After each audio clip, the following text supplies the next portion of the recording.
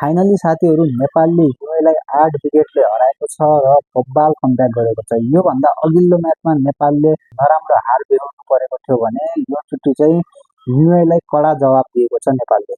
आज जति पनि नेपाली टिम क्रिकेट ग्राउन्डमा म्याच हेर्न गएका थिए एकदम खुसी भएर फर्किए। युएले 20 ओभरमा दिएको 128 रन नेपालले 15.5 ओभर 28 बल पहिले चेज गरिदिएको छ साथीहरु। आजको म्याचमा दुईवटा प्लेयरलाई चाहिँ एकदम क्रेडिट दिन चाहन्छु। सन्दीप लामिछाने अर्को कुशल भुर्तेल।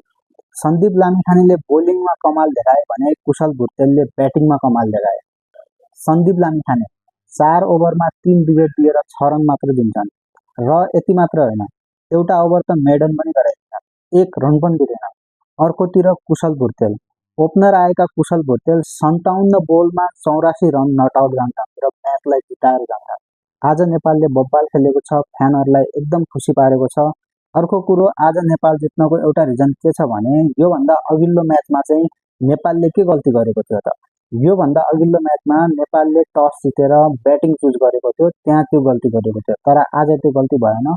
टस जितेर नेपालले फिल्डिङ चुज गर्यो र नेपालका बोलरले युएका ब्याटरलाई फुल डोमिनेट गरे र 128 सम्म रोकिदिए।